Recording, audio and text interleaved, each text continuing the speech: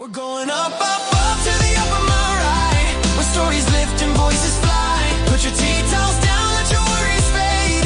Open the gates, let the memories cascade. In this podcast world, we give it our best. So grab your cup or come say hi, no jest. We're going up to the Upper Marae, where conversations flow and spirits can't lie.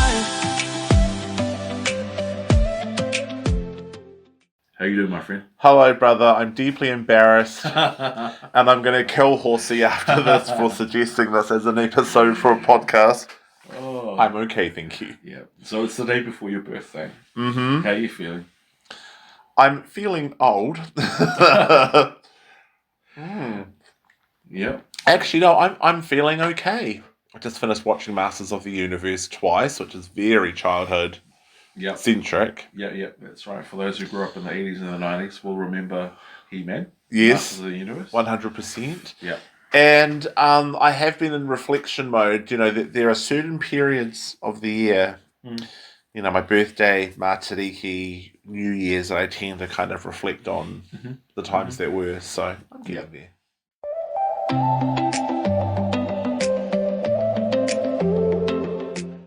What sort of feelings come up for you around this time of the year? Well, then I'm another year around the sun. It's been an interesting space for me. One doesn't want to get glib on my birthday, but there have been a number of people that have passed away that are around my age. So there's been a sense of enjoy the time that you've got, but also look after yourself as best as you can, because you just don't. Yep. You just don't know. So I guess I've been in a reflection mode, but I've also been very much in a state of how do I pass on what I've learnt to others, like yourself, like Irie, like Sione, the students I work with at AET, people in general. So yeah, that's kind of what I've been feeling. Reflective, and also I can't think of what the word is, but yeah, reflective. Nice. Yeah. You're a very busy person. If you reflect back on the last 12 months, like what are the highlights for you? Highlights, lowlights, things you do differently? Well, the mechanic told me I'd done over 112,000 kilometres in my car in the last 12 months. So I guess that's kind of indicative of the amount of travel across the country to support our whānau. Yep. As you know, travel is part of my own self-care, so whether it's on a plane or driving around, it doesn't matter to me. Yeah, as long as there's good music and company. There's also been significant changes that have happened too as well. So, you know, we prepare for change as best as possible. Yeah. There have also been things that I've had to confront that have been, you know, very scary at the same time. So, you know, a couple of health things that I've had to tackle. Yeah. This frozen shoulder, for example, should have been dealt with 6 months ago, but, you know, oops. Oh, you still haven't got it checked out? No, I've had it checked out. I'm just waiting for the jab from the doctors. Oh, okay, yeah. So part of what I've been thinking about is, you know, growing up is that I've had a high tolerance to pain. That's now bled over as an adult. Yeah. But that's not something that I wanted to live with, you know, have this high tolerance of pain forever and a day. Yeah. Kind of deal with that as it comes up and then move on, not have to wait for it to get to a state where, you know, you require like specialist. Oops, attention. Yes, oops, I did it again, kind of thing, you know.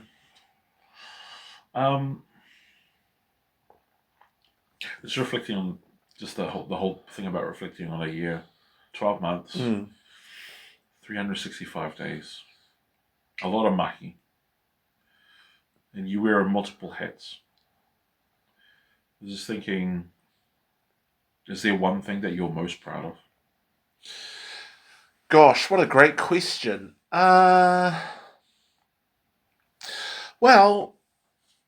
I don't have one single thing that I'm proud of. There's definitely like multiple things that I'm proud of. So if we go mentees, I'm really proud of Sione and I for coming this far. Sione, for example, he's just smashed out every goal. Yeah, you know, he is.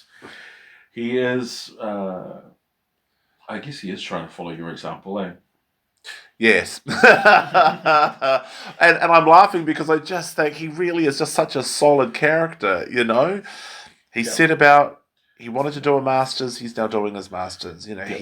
he's working. He's supporting his, you know, family. Now he's studying budgeting because he wants to be an addiction practitioner and Yeah. a financial capability Yeah. advisor. So, you know, we use the word silly fool, but I think silly fool. You know, he's just kind of doing Yeah. all these things, and yet I also think to myself, you know, when I was his age, I was almost doing the same thing. I would do the certificate in business, certificate in communications, double diploma in business administration. So, Yeah. and then I brought them all together later on when other people were like, I don't get why you're doing all these things. In my head, I thought, I have a plan. It's not quite concrete, but I'm going to make it happen. Yeah. And then obviously Indigenous House Solutions came along, which was my first business, and then StandingTallNZ.org was the second one. And to me, it makes complete sense that I've done all these things. So I look at, you know, Sione, first one, and then I look at Irie, and I think Irie's a good example of someone who's looked back at his past and all the things that have come along to challenge him, and stepping up and facing it bit by bit. And sometimes actually when you stay back in the dark, it's a matter of who's got to blink first before a manner of how occurs. But to his credit, he just keeps going even though sometimes he doesn't want to. So, you know, we've got two distinct people that couldn't be more different than each other, and yet that spirit of grace and compassion bridges them, you know, together. So as a quick example, as you know, one of the things I love talking about other than sexual violence recovery is financial capability. We finally managed to figure out who's Irie's provider, and then right, because I want him to have a farm. Basically, that's his goal. So be it. We're going to make this happen. And to Sione's credit, you know, doing his budgeting skills, he now wants to help Irie to get ahead, and then there's going to be this kind of beautiful crisscross pattern that will occur. And so then when I look at them, and I think about my own mahi, and I've said this to you before, Nigel, you know, all the stuff that I've done in my realms is planting the seeds, but I won't be under the shade of those trees. That will be a Sione and an Irie thing. They'll be under the shade of the trees that are growing. So then I look at, say, us, for example. Now, you know, our relationship is over 16 years, but you've almost done your masters. I'm going to speak over you positively. You're you're not that far away. We will get there. We will get there, brother. Yes. Now, shout out to Coconuts on the Pie. That's going to be your offshoot podcast while still doing this one. Yes, absolutely. And did you see the picture that I sent you? I did. And yeah, I had to pause for a bit, because when I looked at it, I was like, okay, this is real. This is really happening. This is really happening. And then I think I said to you, I gave feedback and said, I feel like this needs to be recorded. I feel like it needs to be recorded overseas. Right. Like on an island, or you know, sipping cocktails or something like that. Yes. I was thinking of the other one where I've sent you a picture of the Upper Marae as an academic. Have you got it? Yep. And then if you have a look, I've referenced all of us. Ah. Okay, I missed the reference part. Yeah, have a look at it. In other words, you can use this as part of your... Yes. But this is the thing about academia, is that it shouldn't be exclusive to... You know, it should be passed on what you've learned. Yeah. And it is a legitimate form of knowledge. And so the Upper Marae podcasts come from our community that wanted access to information without having to read academic journals from qualified people and people with experience, right? Yeah. And as a bonus, you also get credit for that as well. So that was what I'd sent you. And I guess for me, if I look overall within my inner circle, I think you, Sione, and Irie are making a way downtown, walking faster. You're making a way, and you know, stuff's happening. Which I think is awesome. And then I think for me, career-wise, I seem to be going okay. So all my mahi at AUT is flourishing. All the stuff at Standing Tall is flourishing. So overall, actually, it's going. I think that's a good way of summarising the last 12 months, is that while you're wearing these multiple hats, things are moving forward. they're not like doing like quantum leaps, but they're Yeah. moving forward. Like they're not stagnant. No, great series, by the way, for those of us in the 80s that enjoyed Quantum Leap. Mm-hmm. Yes, and I guess the other thing, of course, is smashing out more quals. So Yes. bit by bit. How many calls are you studying at the moment? One. Okay. Which will bring it up to 34. This is 35? I've lost count. It's rare that I ever hear you say I'm just doing one for a semester. Yeah, so the Masters in AI, which I planned to do, we had a small stumbling block, but like any challenge, we just have to take a step back. Yeah.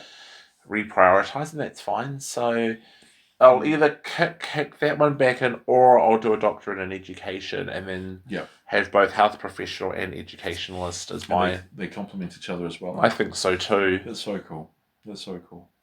I love that you briefly reflected on where you were at when you were the same age as one of your mentees, Sione, which is a great segue into this question. So,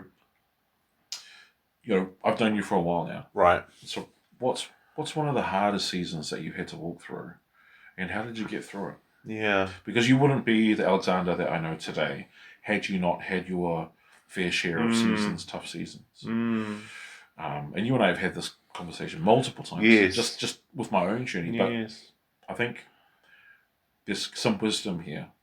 There's some wisdom here for our listeners who will be listening, who might be going through their own season, challenging season, and they're not being able to see a way out. But if they can hear from our resident doctor how he got through it. Well, two things. One, when I knew you 17 years ago, Irie, one of our co-hosts, would have been 12, and I think Sione would have been 10, so that puts it into context in terms of how experienced you and I are, as both you as social worker and I as clinician and counsellor. Yeah.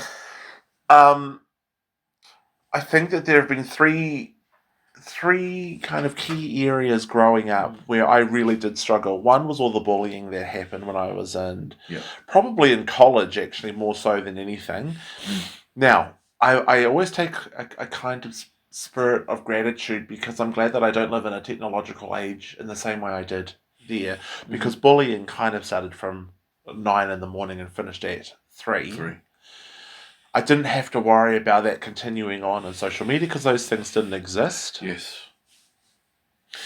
But it still was hell, and so those were one of the areas of challenges that I had. But it was also a time of building resilience, and I really dug deep into my own wider to kind of look after and protect myself, which I guess I apply now into adulthood.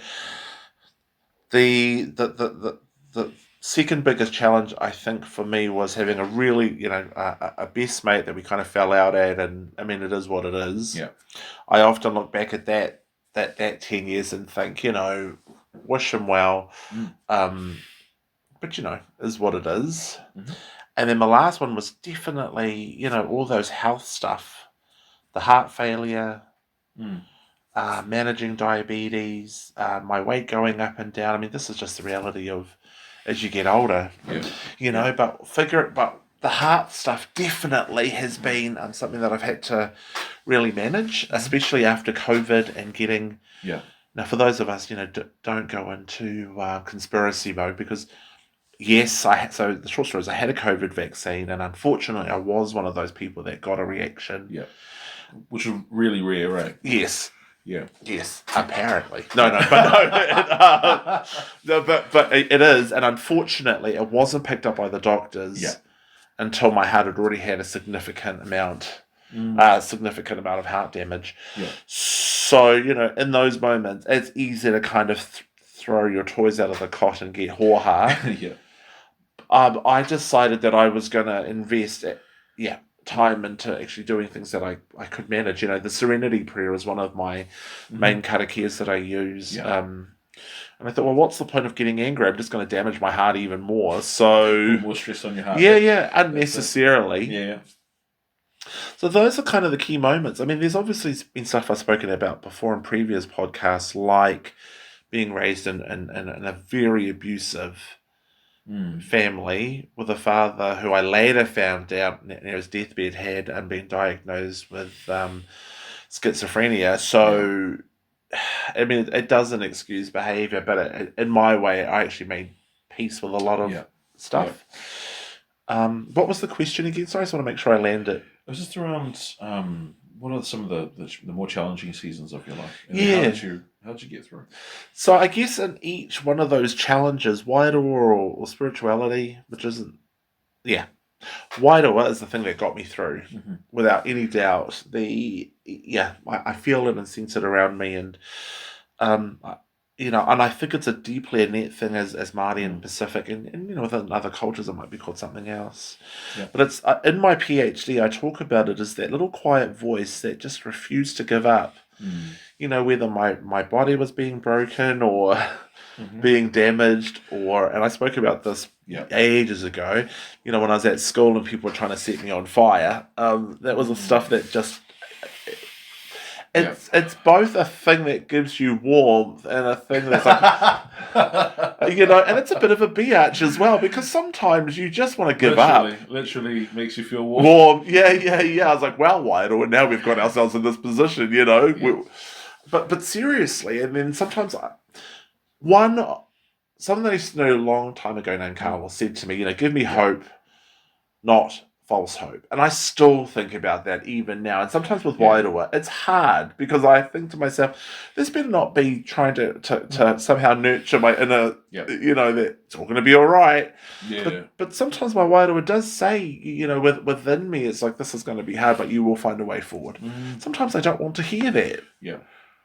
Is that what sort of like motivated you to come up with Te Ao Marama? Yeah, that's such a good question. So Te Ao Marama is a framework that I designed, which is now being implemented across New Zealand, and that's an example of a journal article I do have to do. Essentially, the guts of that is I recognised in my work that frameworks like Te Whare Tapa Whā weren't effective to deal with the complexities of men and those with mental health and addictions with their everyday stuff. So, for example, Te Whare Tapa Whā has 4 elements, right? Hinginauta, which is the mind, whānau, family, tinana, physical, whānau, spirituality. One of the challenges that I have with how it was taught to me is, where's the environment of where that person or that house is situated? How does that individual or house interact with their neighbours? Because there's no context in that. Whānau or spirituality isn't a solid po. So the way that they often picture it is it's a po that keeps the house up. But how can it be a physical po when the nature of spirituality is seen and unseen and felt all at the same time, which is when you kind of get into metaphysics, I suppose. So how on earth do you kind of encapsulate that? And so given that, I just thought, this is poo, this is we're learning something 40 years ago, 30 years ago, sure, but we've moved on, and we need to kind of figure this stuff 100% out. 100%. The other quick story I want to share is, when I was thinking about Te Ao Marama, it's when that Christchurch earthquakes, what happens, all that liquefaction was coming to the surface, and that's when I realised, actually, the houses were being affected by the seen and the unseen, and I thought, we've got to find new frameworks. Hence Te Ao Marama came around. And I this, I love the framework because of its complexity. Because humans are complex, right? And I think the more complex we are, the more complex the framework needs to be to help people understand or make sense of what's going on. Which is why I love like pūrākau, I love storytelling. Storytelling. Or talanoa. I love those things because our ancestors used stories to make sense of reality, to make sense of why things have even exist in the first place. And so I guess that's one of the things I really like about just Indigenous frameworks in general, is because you can have them look a certain way, but then you can also flatten them out. And when I look at Te Ao Marama, you can flatten out, you can roll out Te Ao Marama, and then you can have it as a scale where you're going up and down, depending on what's happening, depending on the circumstances. And I think for me, Te Ao Marama as a framework is both complex but also simple. And I think one of the things I'm struggling about as a journal is, how do you explain this within 3,000 words, how it works and operates. Anyway, for those that are listening, it's available on the StandingTall.org There are videos around those components. Yeah, yeah. It's under the educational training e-learning platform for support people. Can I also tell you, Nigel, what was the framework that we're combining with your masters? Whawhalitu. So I presented when I did the Pacific. Oh, actually, no, I was doing two calls. I was doing the Pacific research paper. Yes, that's right. If I don't get at least an A minus, I'll be very disappointed with myself, Nigel. Anyway, I presented on my framework and how I'm working with other people, like yourself, for example, and we're looking at doing a kind of an amalgamation or blending. Beautiful word. Amalgamation? Yeah. Actually, ask me later on what my favourite word is, and I'll tell you what it is, but an amalgamation. Yeah. So, Bruce Levy, who I had interviewed last week for Samoan Language Week. Yeah. So I was presenting about this, and he was talking to his sister about that, and his sister was reached out from Australia because looking at that model that you're talking about, she wants to talk to me about it, but also looking at within that Te Amarama space as well, because in Australia they're far behind New Zealand in terms of methodologies. Yeah, that's right. So I wanted to tell you this because I thought, how cool is this that you and I are working on your own thesis and masters, and here's someone that's gotten wind of it and actually wants to understand how this might work. And that's something we could work on in the next 12 months. Yes. What, a research paper? Or possibly going over and doing a few conferences and talking about the mahi that we do here. Oh, yes. I'm keen. If it's Australia, I'm keen as. Yeah. As they would say colloquially. but it's exciting though that someone, wants to know more about what we're doing. So I think also that tells me then that we're on the right track. So I'm diverting from the question, but it says that there is an interest and we're on the right track. We're actually making things happen. 100%. Okay. So I'm aware of the time. That's okay. We've kind of gone way off our questions, which is fine. That's all right. I think that's the nature of the work that we do. Get curious and start asking the questions. Okay, coming back to you, in terms of aroha, how do you receive aroha? And how do you share aroha? Yes. How do I receive aroha? Well, to be honest with you, I'm still working on this. Okay. Because growing up as a child, especially one that was subjected to a lot of abuse, and I get it, right? People have different experiences. I'm very protective even now about who I am, and so it takes a while to build trust for me. I don't give it willingly. And in my world, if it's broken, I kind of have this baseball, for a better word, theory in my head where I give someone like strike 1, strike 2, strike 3, you're out. Yeah. Right. So when I'm receiving aroha, actually, from yourself or whoever it might be, I, over the last couple of years, I've been very much transitioning from not dismissing it, because that would be disrespectful, but just in terms of acknowledging it and being grateful for it. Yeah. Because put it this way, I know what the absence of aroha looks like. Yeah. Which has been much more there than aroha. Yes. So getting aroha for me, or receiving love, is something that I'm still working on being grateful for. How do you show it, my friend? Oh, name it. Let's see. Watches, gifts. Gift giving, I think, is actually, if we look at love language, acts of service, and gift giving is probably my two ways. Of showing love. I absolutely agree. I've been on the receiving end of your gift giving. And I think it's also helped my walk, my journey, because I'm a better giver of aroha than a receiver. And that's me working through my own stuff. Yes. Which I have been. You have. And it's going to be an ongoing journey. But just this idea of just kind of at times feeling not worthy of receiving the aroha. Right. But better giving it. Yeah. Showing aroha. And I think that's also reflected in the work that we do. Yes. For so many people like yourself. I've shared this with you in confidence before, but the way because sometimes people find it hard to get to know me. Yeah. The best way of doing it is just think of me as a very old cat. I've got one tooth. I'm in bed all the time. So, I'm laughing because I'm seeing old cats. Yes, yeah, I'm right. like, oh, This it's is not that bad. No. But think of me as one cat. This is very old cat. I've got 8.5 lives have been used up. I've got half of it left.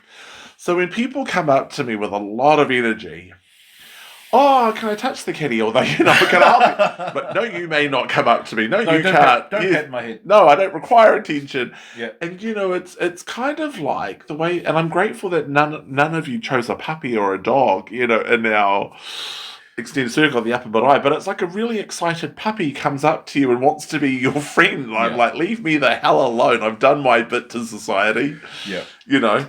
And I think if you can kind of get your head around that, that kind of thinking, that's exactly how to sum me up, So obviously I've still got good years ahead, but but generally speaking, it's like when I'm, especially when it comes to that love language, when I'm telling you that I require, like you, when I require my own time to refill, my social battery is low, do not under any circumstances think that that's a sign for he requires attention, because that is the last thing that I need.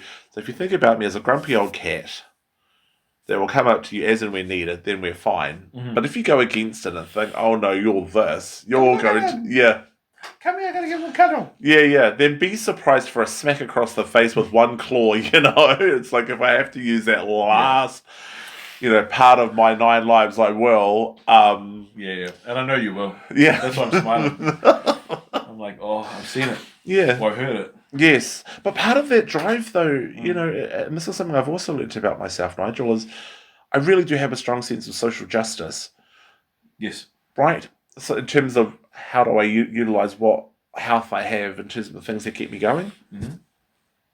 So if I get even a whiff of injustice, it's on, And for somehow the whānau kicks in. It's kind of like a dose of caffeine, and I feel that the motive flow through me, and I'm like, okay, well, for the time that I've got, I better use it. Yes. To up to social bat, and I can think of one example for each of my co-hosts where I've had to do that. And then I go back into old cat mode, kind of like, old, if you remember, we'll swap animals and swap creatures. When Yoda, and I think it was episode 2, did a fight with Count Dooku? Yes. So he was ancient, and then in that moment, he went hardcore. Yes, that's right. He dropped the stick down. Yes. That was lightsaber, and we were like, what's this old cripple going to do? Yes. And then he starts spinning all over the place. We were like, oh, okay, that's what he can do. Yes. And then picks up the stick in. Yeah. And that's how I kind of see myself. So in that moment, I'll do what's necessary and then land.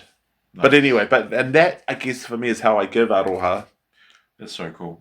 I'm just having a moment where I'm thinking, there has been times where you have stepped in for myself, but also been an advisor as well, and saying, be mindful of this, or be mindful of this.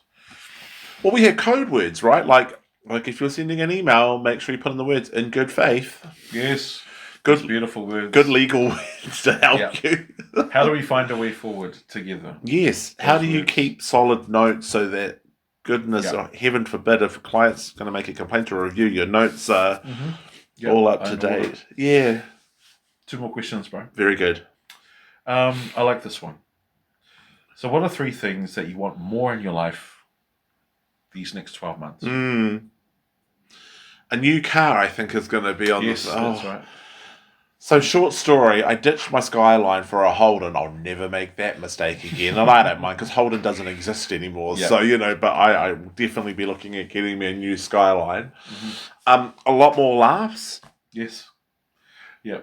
Laughter is good medicine. Yeah. And part of my own journey for the next 12 months is using my own framework on myself in terms of my own wellness. Nice. Yeah. Yeah, I've decided that I'm ditching lifespan in favour of health span. Because you can live as long as you want, but that doesn't mean that you're going to have a beautiful, Can you tell us a little bit more about that? Because I've pondered those 2 words, and I've started to use them in my practice. So sometimes, not everyone, some people want to live until the ripe old age of 90, but I'm like, yes, but what will the condition of your health be? Yep. You might have and I don't wish this on anyone, but you might have arthritis, you might have a series of illnesses, you know. Yeah. So lifespan is certainly an indicator of wellness. I, however, with heart failure and some other conditions, well, that's probably not going to happen. So for me, it's health span. So I'm in my mid-40s now, and I'm thinking to myself, within that health, which is probably the next 20 years, how do I want to make sure that I can use that and enjoy it and look back? Yeah, 100%. Yeah, people in our age, for example, are also either having kids or they're getting houses and we're settling down. They're like, oh, we'll go on holidays later. Yeah. Because people have passed away, and actually, like 2 weeks ago, I had five, I think. Yep. One after the other, Yeah. I was left in a position where I thought, actually, that's not guaranteed. So I want to do a few more holidays. Absolutely. And regular breaks. I had this very conversation earlier this afternoon where I'd shared with whānau members, because we've recently had a funeral as well. One of our aunties has passed on. Yep. And I was just, thank you, bro. And I was just sharing with them. I said, actually, you know, our elderly have been interviewed, and not one of them said, you know what, I wish I went to work more. I wish I just worked harder. But a majority of them have said the opposite. They said, I wish I worked less. I wish I was less serious. I wish I travelled more. I wish I spent more time with people that I cared about. Yes. And I'm hearing this wisdom, and I'm thinking, okay, we know, we've heard these things, so what are the barriers to us actually doing them? Because we still turn up to work, you know. Yes.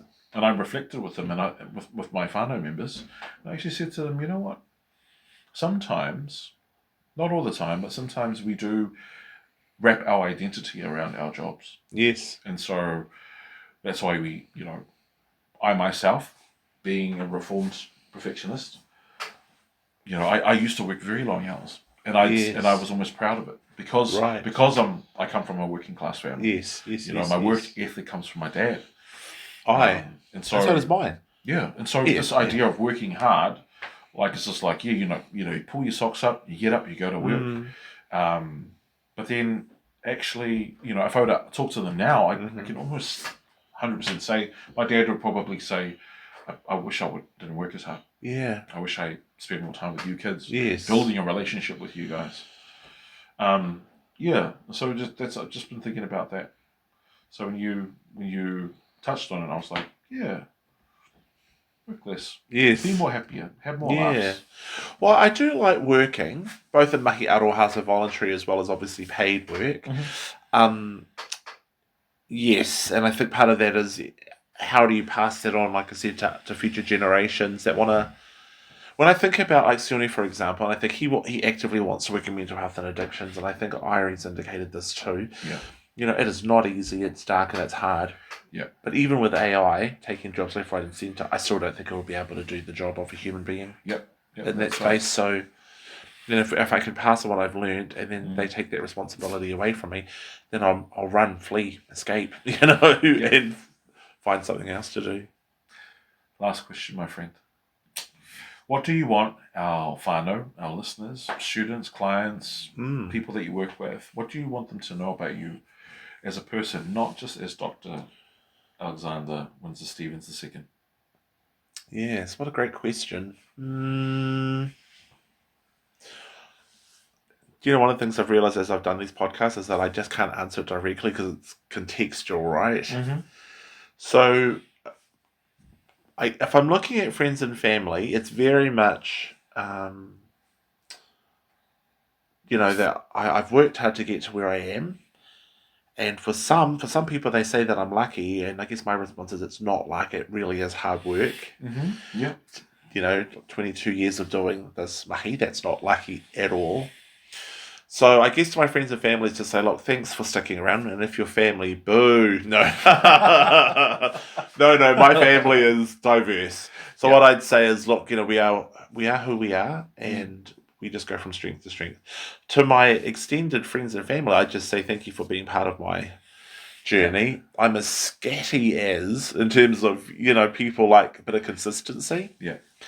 Which frustrates Sione as my personal assistant, because, as you know, he'll say to me, you should be in Hamilton today. Where are you? And I'm like, I'm in Kaitaia. And he's like, Yeah. why are you in Kaitaia? That's next Yeah. week. I'm like, this thing's shifted. So I would say I'd give gratitude to my friends Yeah. for putting up with me. And for my clients, one of the things that I'm shifting to now is do not waste my time. Mm-hmm. You know, last week Yeah. I went to Hamilton, found out that the person didn't cancel. What? Yes. So we had organised this time to do this assessment. Yeah. And I got to the site Mm-hmm. and I texted the person and I said, hey, just letting you know I've arrived half an hour early if you want to come in. And they went, oops, I completely forgot. Mm. And so, you know, it's an hour's drive. It's over 100 kilometres, give or take, to Hamilton. And in my head, I just thought, that's the first and last time I'll ever see that person. Mm. So I've messaged him and I've said, I'm probably not the right person for you. That's taken me an hour. It's, you know, a good tank of gas. I'm not prepared to come and see you again, even though there's a waiting list. Limits are now. So I guess what I'm saying to people is I will happily serve you with limits. Yeah, that's right. Boundaries. That's another thing that we do have to do to take care of ourselves. Yes, It's exactly. Boundaries exactly. and there are limitations. Yes. I'll give you the last word, my friend, on your birthday, or the day before your birthday. Well, just thank you, brother. I mean, gosh knows that 16 years is 16 years, that's a good substantial time of knowing someone. Yes. We talked about, what messages. I just say that I deeply appreciate our friendship. You've seen me at my highest. You've been there in hospital when I thought I wasn't going to quite make it. And I think the nature of any good strength or anything around brotherhood is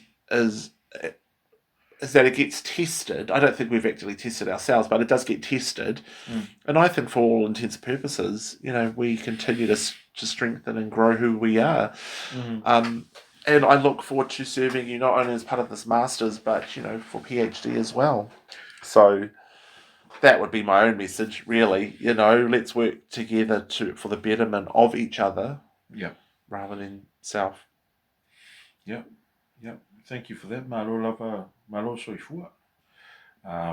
Thank you, brother, for sharing your wisdom, sharing a little bit about yourself. And I think this is the first time we've actually just focused on you.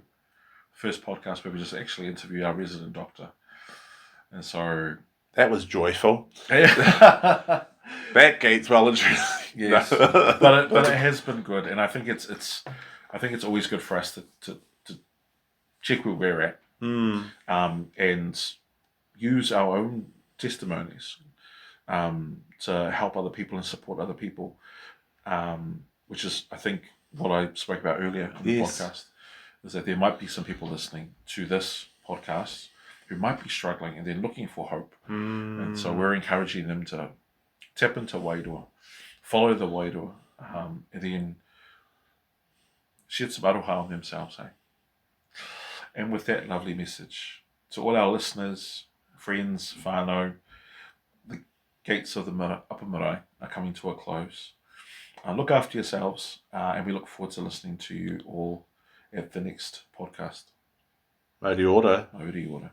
In this magical world.